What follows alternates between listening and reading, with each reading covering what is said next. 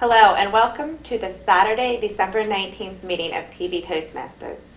Our club meets on the first Thursday of the month and the third Saturday of the month. To find out more details, you can log on to www.tvtoastmasters.com. We'd like to thank you for looking in from home, and I'd like to welcome our guest, Randy Breen, for joining us in today's meeting. We have an exciting meeting in store for you. So I'm now going to introduce you to the Toastmaster for today, Ms. Gwendolyn Neeson.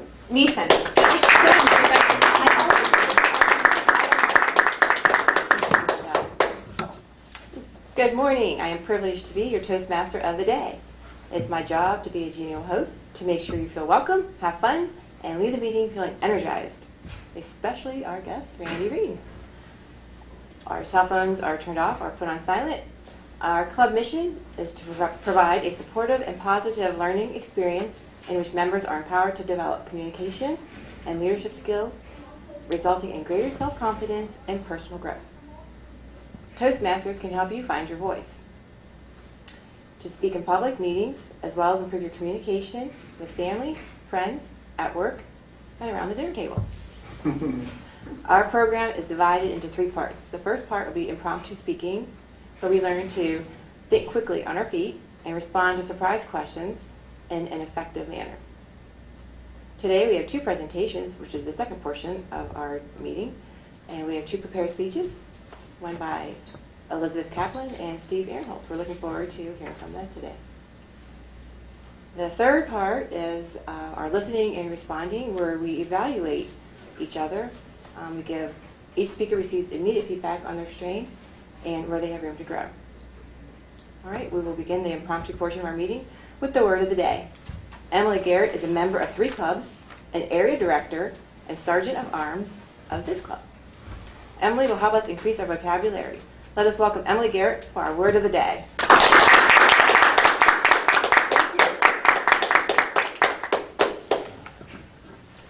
I'm going to give you a word for today that I challenge you to use in your speaking as you're up here. The word is tenuous, T-E-N-U-O-U-S, and it's an adjective. It means very weak or slight or insubstantial, such as a tenuous argument, being weak. And I have it in a sentence, but I think that the argument really makes it more clear. His sole venture at the end of a rope was the prior winter in Uray's ice climbing park under even more tenuous circumstances. Tenuous.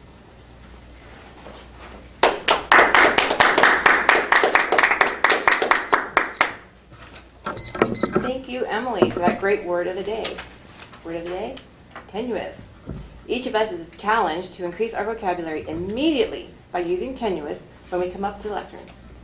Emily will be counting the number of times we are able to incorporate tenuous in our speaking today.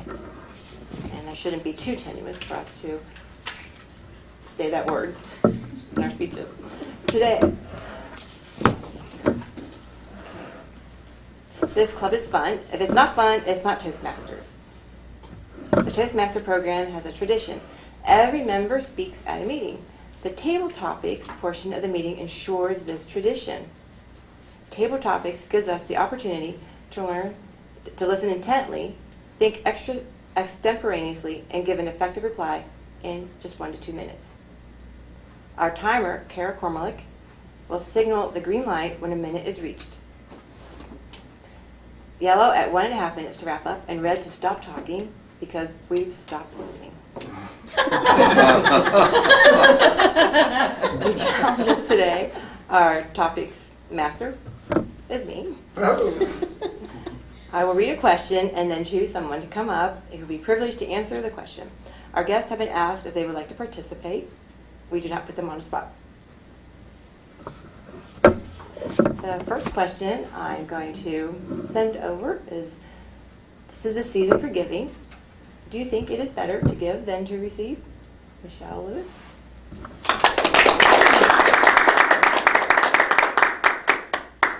Madam Table Topics Master. If you would have asked me that question when I was a kid, I of course would have said it's much better to receive than to give.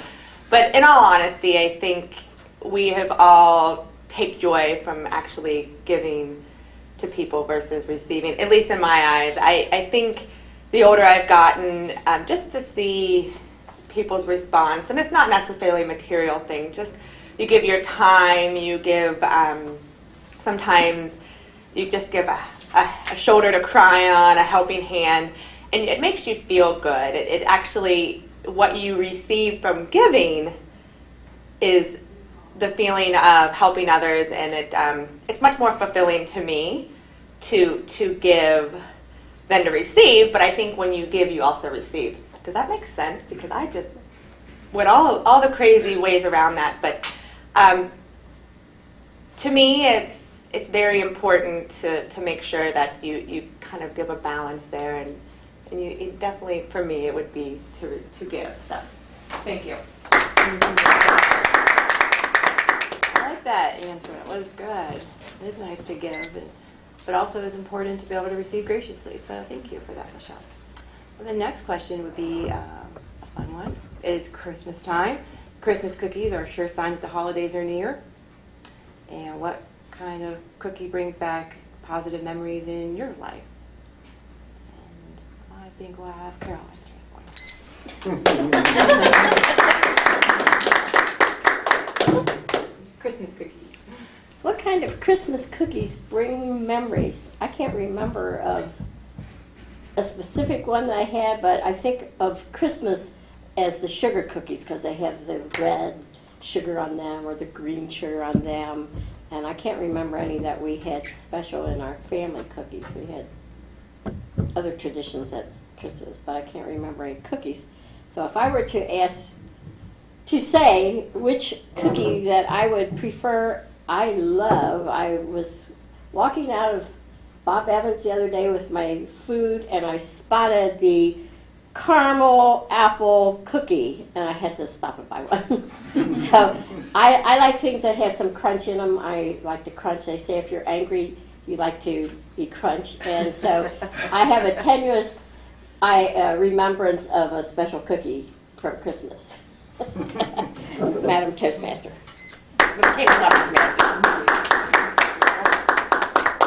Was good, especially using that tenuous in there. She said she didn't remember Christmas cookies, and that was a weak remembrance, right? Good. How about this question for you? This is a time of miracles. If you went to bed tonight and then woke up in the morning and a miracle had occurred, how would you have known that a miracle occurred? What would be different in your life? Rick, I know you would be good at this one.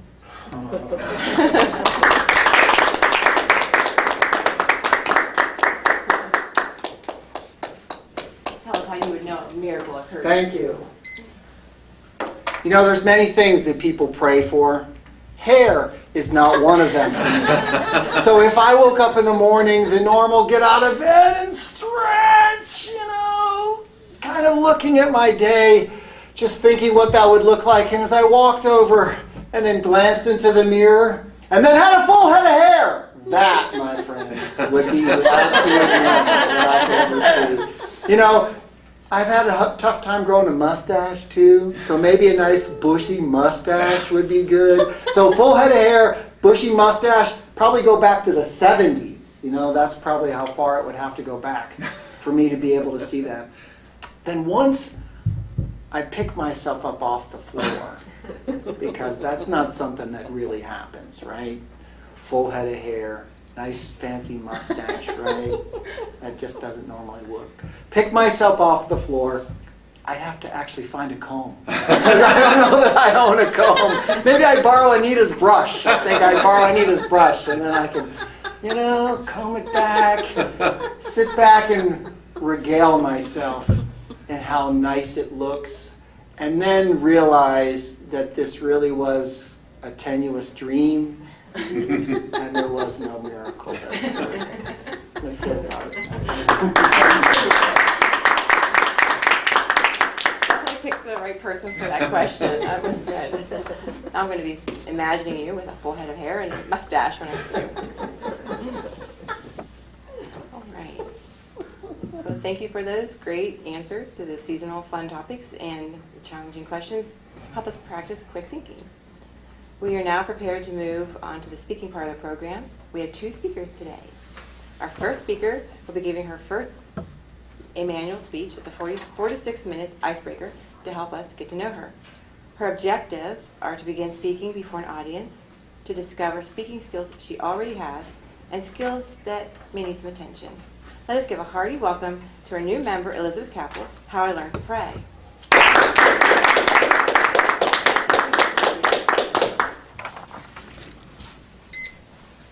How did you establish your relationship with God? That's what I'm going to talk about today, my relationship with God, how it improved, how I learned to pray, and how that changed my life. In April of 1996, I attended a women's weekend retreat at St. Anne's Convent. You might know this place because it was the mental home in Rain Man. A women's weekend retreat. Oh my goodness. What am I going to talk to women about for a whole weekend? I don't like to shop. I don't have kids. I didn't have a family at the time. I was really resisting. It was really tenuous, right? I really was not sure about this at all. But I knew, too, when you try to resist something, it's usually because the world is trying to prevent you from growing in some way. I wanted to know what's going to happen when I go to this thing. When I got there, Sister Lucy from St. Monica's Church in Clifton invited us into this small little chapel lit by candles and was playing some music for us. She read to us Luke chapter 24, verses 13 to 35. This passage is about 2 men walking along a dusty city street towards the city of Emmaus. Suddenly, this man appears along the side of the road. They start walking with him. They're talking about the resurrection that had just occurred. And as they walk, they realize it's Jesus walking with them. They were so excited. They ran ahead and they told everybody what had just happened.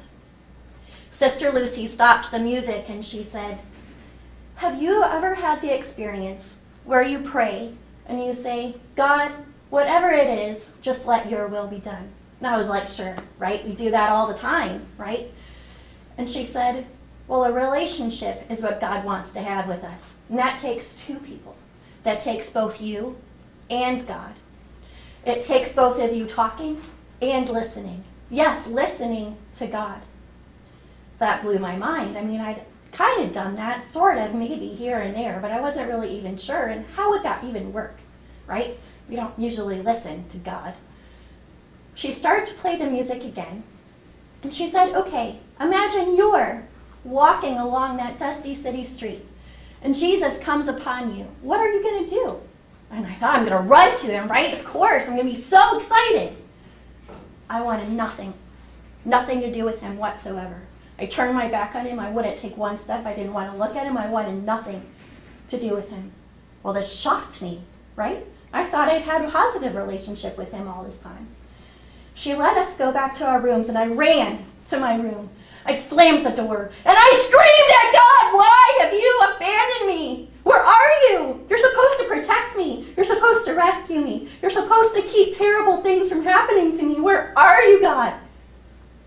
I screamed until I couldn't scream anymore. And then I fell, and I sat in my bed, and I prayed, and I talked to him. I laid out my heart, my mind, my soul. I said, where are you, God? I need you. And he said, I've been here all the time. It's not about bad things not happening to you. Bad things are going to happen to us, right? It's a broken world and people have free will. It's about whether or not in those times you call on me. Are you going to let it crush you? Or are you going to call on me so we can work through it together and you can overcome anything? With me by your side, you can accomplish anything. You already have everything you need to accomplish anything. Well, a couple years later, I was in church and this girl was in front of me. And he kept saying, by this time I'd learned how to listen to him. He said, go up to her, give her a hug. No, I'm not doing that. I don't want to hug her. I don't know her. She's going to think I'm crazy, right?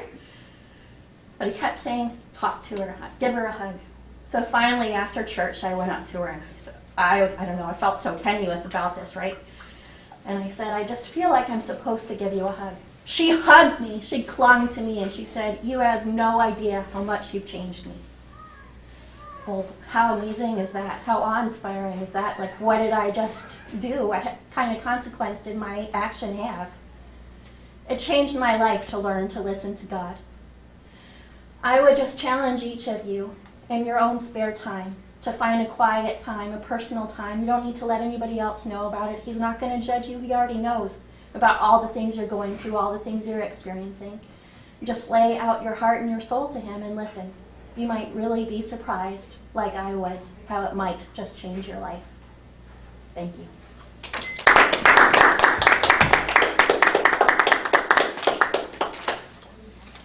Thank you, Elizabeth, for teaching us how to not be so tenuous in our prayer life. That's nice. Thank you. You will notice the comment slips in front of you for writing a little feedback for Elizabeth. And do I need to take some time off for this? 1 minute. Take 1 minute for evaluation here for Elizabeth. Welcome back. Our second speaker has been a Toastmaster since 1993. He is a distinguished Toastmaster, which means he has reached the highest level of educational achievement. He is also a member of the NIOSH Club. Steve will be revisiting his annual speech for this time of year. Looking out from Santa's chair, revisited, let us give a hearty ho, ho, ho welcome to Steve Aarons. Thank you, Madam Toastmaster. Fellow Toastmasters, our honored guest.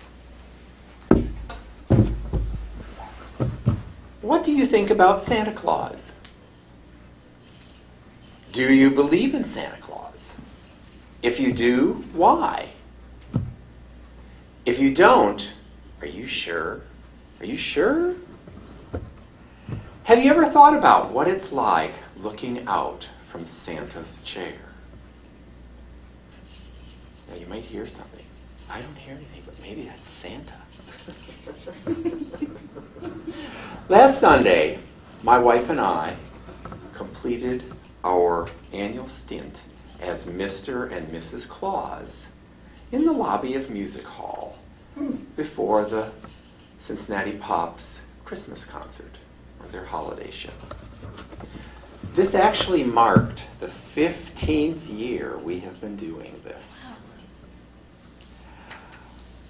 I believe in Santa Claus, or more specifically, I believe in what Santa Claus represents.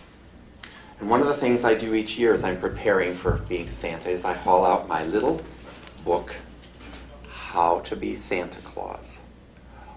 Although really, it's not something that I think most of us need a lot of in-depth detail on how to do that. But I'll talk a little bit more about that in a few minutes. As children, we probably were really excited when this time of year was coming. And what was Santa Claus going to bring us? And we heard in our table topics about whether it was better to give or receive.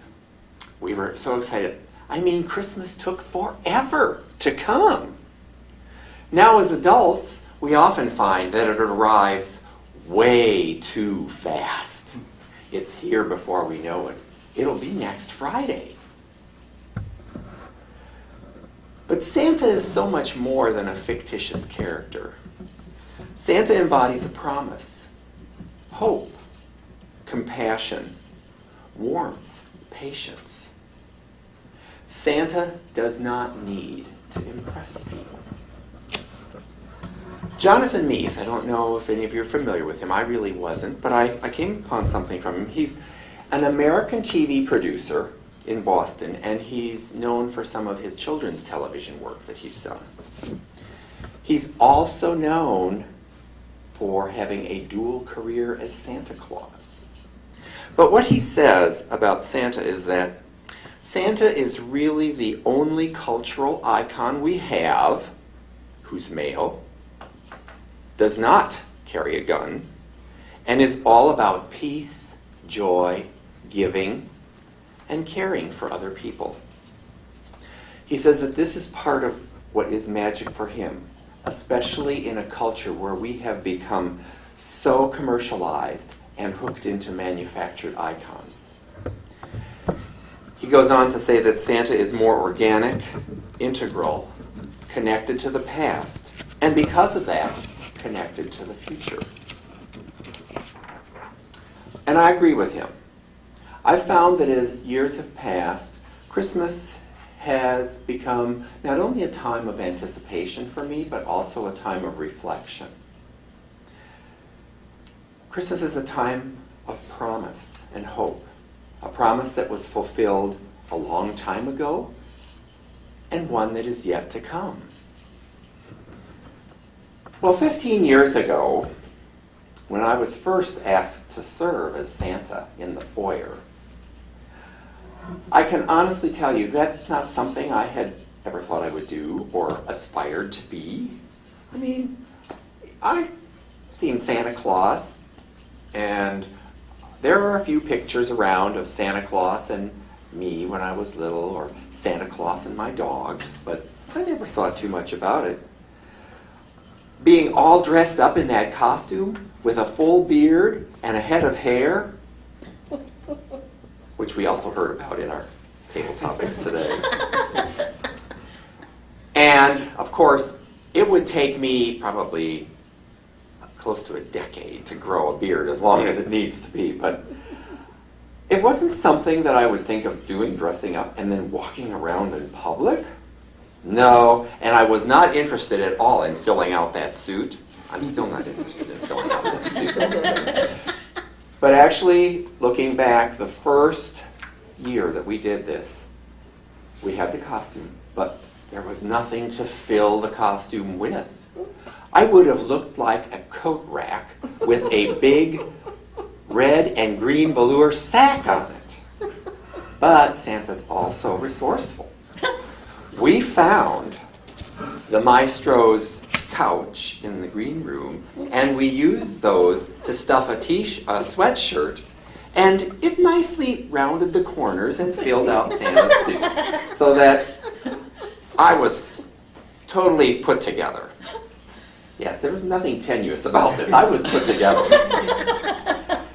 Well, it's amazing when you step out into the hall to walk to the front foyer, the recognition Santa gets, the expressions you'll see on children's faces, and even adults. It's cool to see what their reactions are and how they just change their demeanor. So looking out from Santa's chair, I'm always impressed as to just the goodwill and the amazement, and to see kids' eyes get real big. One of the things that I've changed a bit in my role as Santa these days, aside from making sure that everything from my costume is there, is that I don't stay exclusively on top of the elevated platform with the big Santa chair. I mean, some kids might think, well, I don't know that I want to go up there and spend time with this overgrown elf. So I come down from the platform because there will be people attending that are in wheelchairs or have other restrictions on their mobility. And this way I can kneel down next to them and they can have their picture taken with Santa. Some of the elderly people, I think it brings back some memories that are cherished from times past, and they enjoy that too. I think that Santa's a little more approachable when he's not up on some big platform. I also will sit on the step at the edge of the platform because sometimes there's kids that they're not quite sure what all the to-do is about this character here. And that way they can come over and they can just talk or just kind of look like, so they think I should sit on your knee. Why? But I'm not sure I'm always so thrilled about putting on the Santa suit because, let me tell you, that thing is an exercise in heat stress.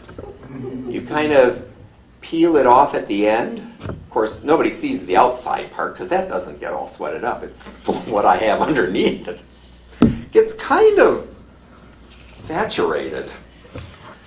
But what I would like to do is, and I've even thought about this, possibly in the future, doing this at this time of year professionally. But I would get my own Santa suit for a trim Santa because that's the way I feel it needs to be. And the other thing I wanted to leave you with today is a quote that I came across when I was preparing for my speech. And I thought this is one that Santa would definitely agree with. It's a quote from Gandhi that says, "Be the change you wish to see in the world." Madam Toastmaster?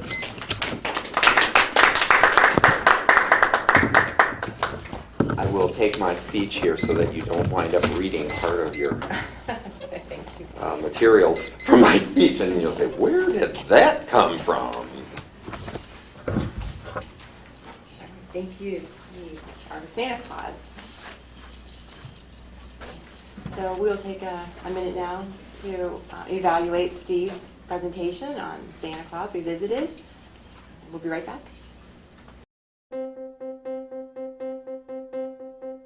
Name an effective political leader in history who couldn't speak well. I take pride in the word, it's in your name. There aren't any. Because when it comes to a disease Freedom like requires this, leadership, there are and no leadership requires authorities. oratory. You have to speak to be heard. I have a dream. It's all about personal growth and guts. Never give in. Never, never, never. Welcome back. We now come to the listening, responding, reporting section of our meeting, led by the General Evaluator, who will call for reports from speech evaluators, timer, and grammarian. Our General Evaluator today is Steve Ehrenholz. Let's welcome Steve. Thank you, Madam Toastmaster, fellow Toastmasters. As our Toastmaster indicated at the beginning of our meeting, this is that portion of our program where we're actually going to get feedback on what we've been doing well, and then some things that we want to consider in future speaking roles that we could use to enhance our speaking abilities. My team that I have working with me today will be providing us with some specifics for the two prepared speeches that we have heard. We will also get a report on our use of the word of the day and any other grammatical crutches or faux pas that we are using in the course of communicating. We will also have a timer's report. One of the things with Toastmasters that we learn is the importance of remaining on time. Some of us like to talk. I guess that's appropriate when you're in Toastmasters. But we also need to know when to shut up. My first evaluation that we will hear today is from Michelle Lewis, who will be giving us her evaluation of Elizabeth Kaplan's icebreaker speech. Michelle? General Evaluator. Elizabeth, that was fantastic. That was not a tenuous icebreaker, or it was untenuous. Is that actually the proper use of the word? Or made up word. Made up word? Why not? Why not? That was so much fun to watch you. Giving your icebreaker is always, as Rick always says, it's your hardest speech because it is your first, but it's your easiest because it's about you. And you really showed us you today. That was just so much emotion. So one of the things that it asked, what was the strong points that you already have? Well, you nailed so many advanced techniques. No notes. I mean, and you were so comfortable up here. I was actually expecting you to be nervous because you told us beforehand that you were nervous, or that she asked if anybody's ever died giving an icebreaker. And you clearly didn't. You're still here to tell us about it.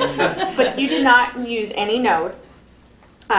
You used great voice inflection, great body gestures. You walked. You did things that demonstrated what you were trying to communicate. When you talked about praying, I mean, you looked up about when you went to your room and when you yelled at God, and you gave us a story about the hug, and you just brought so much emotion to it. And I actually stopped taking notes because I was getting so into your speech and really just truly enjoyed it. You used a prop, which is an advanced technique. You brought the verse and you did exactly what you're supposed to do. You held it there. You let everybody take it in. You incorporated the word of the day a few times. That's always such a challenge, and you did a great job with that. You inspired us. You actually gave us a challenge at the end, right? Which is an advanced technique. You asked us to take the opportunity to to learn how to pray and what that can do for us. So that was a lot of fun. You were beyond prepared. I feel like you could give that speech 10 times over, and I don't know if you spent a lot of time practicing it, but you just were flawless with that. You were very clear and audible. You had, like I said, you had great voice inflection. Honestly, it's asking me to give some constructive feedback, and that's so hard because I really don't have anything. So I apologize. My golden rule is to usually give you something to take away, but honestly, I think for an icebreaker, you did an awesome, awesome job. So I don't have anything constructive today, but just continue to keep doing what you're doing, and I'm so excited to hear your next speech. Thank you. Thank you, Michelle. The next individual that we'll hear from on my evaluation team is Rick Barron, and he is going to be evaluating the speech we heard about looking out from Santa's chair revisited. Rick Barron. Thank you, Steve. Ho, ho, ho! Merry Christmas! Each of us has an image that we have in our mind when we hear about Santa, or when we hear that famous phrase, ho, ho, ho. Need to work on my ho, ho, ho. And Steve, you did a fabulous job of communicating for us the experience that you have had over 15 years of stepping into Santa's boots and trying to fill his role. Not only as Santa, but as a partner with Mrs. Claus. That you usually don't see. You usually don't see the two of them together.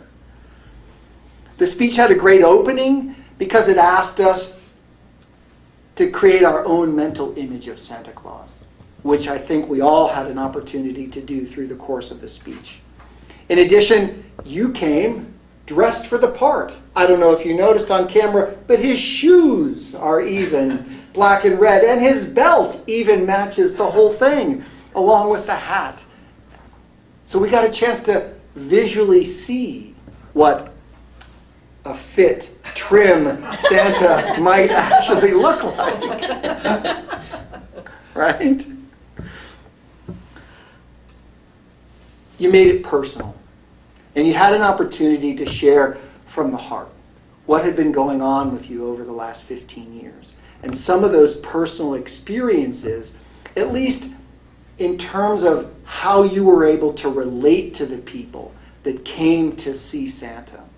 And that is probably the only piece of feedback that I have for you, is to maybe to have picked one of them over the course of those 15 years and to see if there was a way to help communicate a change that you were able to make, an impact you were able to have, a wrong you were able to right. I don't know, something in those 15 years. I'm sure there had to have been a little 30-second story that you could have told that would have shown us how Santa was able to touch somebody's heart and make that transformation. You had great pauses throughout, helping us sink in and to really reflect about what you said. Even the little jingle. I spent time trying to figure out where it was coming from. I couldn't, is it in his hat? Is it on his belt? I couldn't figure that out. But that was a great touch. Every time Santa moved, we heard this little jingle. And it was just one more reminder that Santa's looking out from his chair. Steve. Thank you, Rick. Next, we're going to hear from our grammarian. She will also give us a report on the use of our word of the day, tenuous, and any other feedback that she has been listening for. Let me welcome Emily Garrett.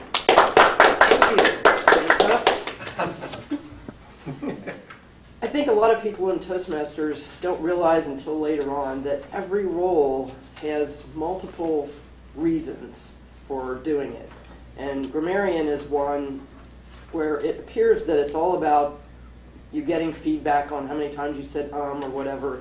But I think it's more important for the grammarian to learn how to listen carefully. And that's a tough one for me, to really focus on those filler words and little grammar issues. It's a role that I've been doing more lately because it's really helping me to pay attention and not let my mind wander into the stories you're spinning in your speeches, and because I can really get carried away in great speeches, but to actually listen to the words. And today's speeches, it's easier, I think it's easier not to say filler words when you're prepared than it is for the impromptu part, although it's not that easy. Both of our prepared speeches had no filler words. It was amazing to hear an icebreaker with no filler words. Right. That was truly amazing. I don't know that that's ever happened before. Ever. It's more difficult when you're doing an evaluation because it's really the spur of the moment. You have very little time to write it and to put it together, and the table topics, you're really up here speaking off the cuff. So Michelle had an in her table topic, and at the end, the so, thank you, the so, I'm counting that one, and then 4 in the evaluation portion, and then Steve had one as general evaluator, which is also off the cuff. And that's basically it for the entire meeting, and I'm amazed. Now, for the word of the day, I feel like it's successful if at least a few people use the word of the day, and that I didn't come up with a word that no one will ever use. And today was good. Michelle used it once, Elizabeth used it twice, Carol used it once, Steve used it once, Rick used it once, and Gwendolyn also used it twice. Wonderful. Not a tenuous meeting at all. Thank you. Thank you, Emily. You had an opportunity to see how closely Emily was listening. Our final report from my evaluation team that we will hear this morning is from our timer, Carol Cormeling. Carol? Thank you, Mr. General Evaluator. We kept right on time. I guesstimated on the agenda what times we would take. We were right on time, even though we started a little bit late, we caught up. And for the word of the day, it took 28 seconds to give the word of the day, and for your grammarian report, which should have been 2 to 3 minutes, you had 2 minutes and 42 seconds. As the table topics, Michelle is, 1 to 2 minutes. Michelle, 1 minute and 8 seconds. Carol, 1 minute and 5 seconds. And Rick, 1 minute and 25 seconds. We were all within the time. Our first speaker, you hit it at 5:02. It was between 4 to 6 minutes. You hit 5:02. Very good. I loved your speech, and I was there at that event. On the general evaluator, I didn't time when you started. The evaluator for Elizabeth Michelle, your 2 to 3 minute evaluation was 2 minutes and 48 seconds. Very good. And Steve, your evaluation for Rick was 2 to 3 minutes, and it was 3 minutes and 14 seconds. You have a 30-minute leeway. That was very good. Grammarian was the 2:42, and we are right on time and right turning it back to the evaluator. Thank you, Carol. So how long was my speech? Oh, didn't I tell you? Your speech was 8 minutes and 48 seconds. All right. And I Too forgot long. to say, you DTM, don't time me.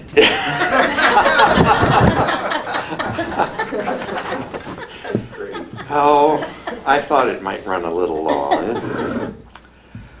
Part of my role as general evaluator is to provide some feedback on our overall meeting, as well as give some feedback to the individual participants on my evaluation team. I'm going to start with that first. Michelle, I really like your enthusiasm that you bring to an evaluation. It's great. I really think that the specifics you provided were excellent, and I agree, Elizabeth, it was a very good icebreaker speech, very challenging to evaluate. I was thinking, okay, what could be a growth area? And I was thinking one of the things that might have been something you could consider is you had a lot of really nice things that you present in your speech. Maybe a little longer pause between some of them, like where you're like thinking or waiting for God to answer, that just a little bit longer. It always seems like forever when we make a pause, so we don't want to let it go on too long, but if we feel it's a little bit too long, it's probably about right. The other thing I have to share with you from listening to your speech was that it reminded me of the verse that says, "Be still and know I am God." To be quiet and just listen, because we might get something in different ways. Rick, I liked your evaluation too. I always enjoy hearing your feedback. You get an idea how closely the evaluators listen by the specifics that they provide as part of their evaluation. And I do have a 30-second story for you too that I can share, even though it would make my speech actually longer. One of the things that I had happen was I don't remember, the little boy or little girl came up to me, and they were with their family, and they had a book about me, well actually Santa, and they wanted Santa to sign the book. You have to think fast. That's one of the things Toastmasters does that helps you as Santa. I thought, okay, I just signed it, Merry Christmas, Santa Claus. So they probably have a book, and they'll look at it like, so I wonder who that really was. Emily, thank you for your feedback as the grammarian. I think you provided a really nice explanation to people about the grammarian's role and all the different things that you listen for. And it does take effort. It's a concerted process that you have to focus on as being an evaluator. And sometimes it is a real challenge. Carol, thank you for your timers report. I enjoyed hearing from you, and I think that you provide a little extra explanation with some of the different times as to how long they're supposed to be and everything, so thank you for that. Overall, I think our meeting has really gone well. It is going to be timely. We've had really nice participation from everyone. The table topics were good. And I will let you in on a secret on what that jingling noise is that you think you might be hearing. Yes, Santa has to have his reindeer somewhere near. So I have my I figured that's where it was. in there. That's where I placed it. And when people say, "Do you hear that?" No, hear what? I don't hear anything. But every time you move or step, you hear Santa. I'm going to turn it back to our Toastmaster for today, Madam Toastmaster.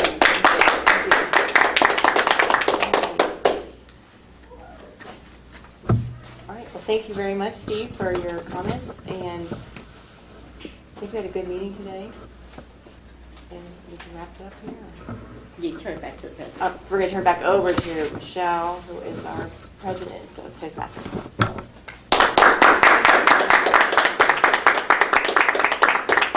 And let's give a round of applause to our wonderful Toastmaster for today, Gwendolyn.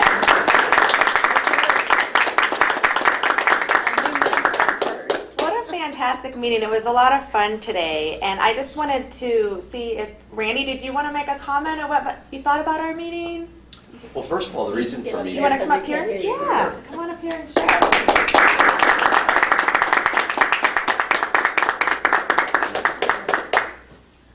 Well, good morning. I'm privileged to be here today.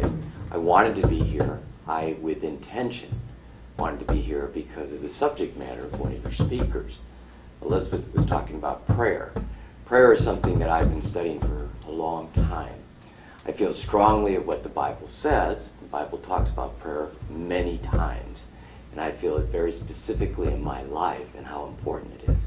So my purpose for being here, besides being a good friend of Rick, one of your members, is I want to get to know a little bit more about Elizabeth, and I do feel that I enjoy my time when I come to be part of this group. So Carol, you've done a really good job in keeping all these people together for as long as you have, so thank you. But my real reason for being here was to hear one of the speakers and to get to know her better, because it's something important to me, prayer. So thank you, I appreciate it.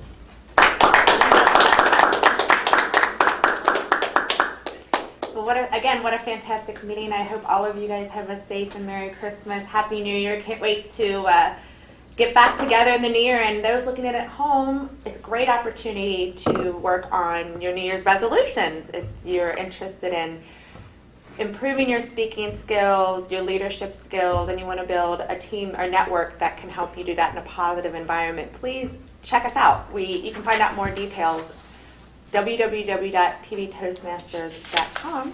And this concludes our December 19th meeting. Thank you.